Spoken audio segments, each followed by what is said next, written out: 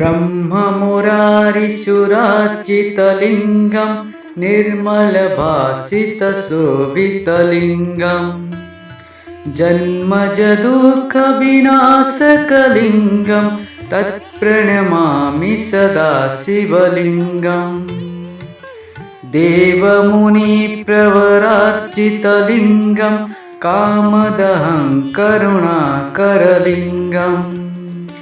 रावणदर्पविनाशनलिङ्गं तत्प्रणमामि सदा शिवलिङ्गम् सर्वसुगन्धिसुलेपितलिङ्गं बुद्धिविवर्धनकारणलिङ्गम् सिद्ध्यसुरासुरवन्दितलिङ्गं तत्प्रणमामि सदा शिवलिङ्गम् कनकमहामणिभूषितलिङ्गं फणिपतिवेष्टितशोभितलिङ्गम् दक्षसुयज्ञविनाशनलिङ्गं तत्प्रणमामि सदा शिवलिङ्गम् कुङ्कुमचन्दनलेपितलिङ्गं पङ्कजहारसुशोभितलिङ्गम्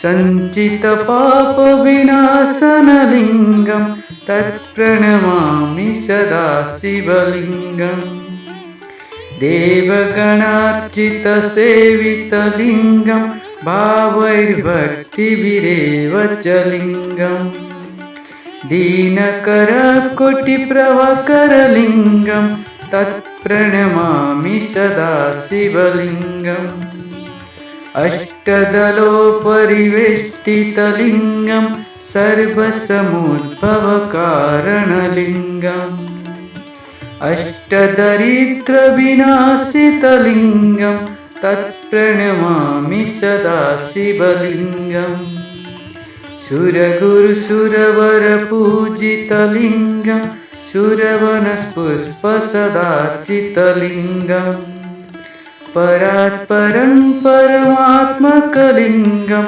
तत्प्रणमामि सदा शिवलिङ्गम् लिङ्गाष्टकमिद्यं पुण्यं यः पठेत् शिवनित्यो शिवलोकमवाप्नोति शिवेन सह मोदते।